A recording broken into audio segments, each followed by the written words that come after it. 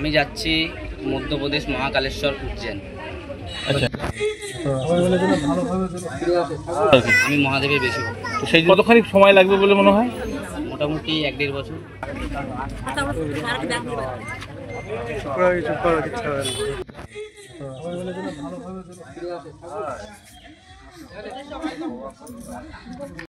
না না, উজ্জैन মহাকালেশ্বর এটা এমপির মধ্যপ্রদেশ।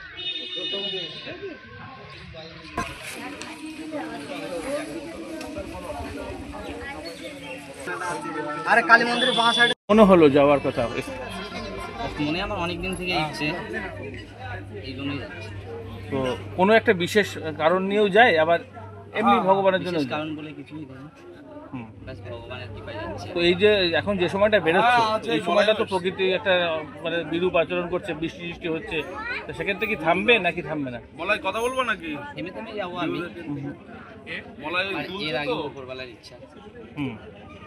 মানে আমি যতদিন পারবো ততদিন তো দিচ্ছি, কথা বলে নে। আচ্ছা, তো সেক্ষেত্রে কি কি নিচ্ছ স্মরণে, মানে সঙ্গে কি কি নিচ্ছ? সঙ্গে এখন মোবাইল ছাড়া কিছুই নেই।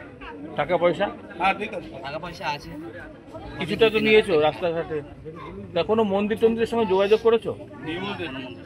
তোমার এখানে গ্রামের পঞ্চায়েত প্রধান বা এমপি রয়েছেন, এদের সঙ্গে কোনো যোগাযোগ করেছো বা পুলিশ প্রশাসনের সঙ্গে? কারোর সঙ্গে কিছু করি কারণ এত দূরের পথ তো, কোনো জায়গায় সমস্যায় পড়লে কিভাবে যোগাযোগ করবে ভাববে? যোগাযোগ কী করে করবো, মানুষের ভালোবাসা যোগাযোগ হবে।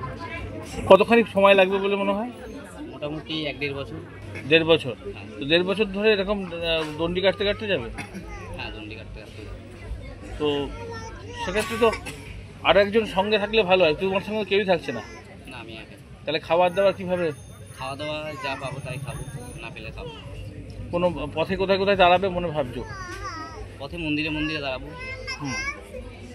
মানে তুমি কোন ঠাকুরের বেশি ভক্ত আর কি? আমি মহাদেবের বেশি ভক্ত। তো সেই জন্য মহাদেবের নাম করেই বেরিয়ে যাচ্ছ।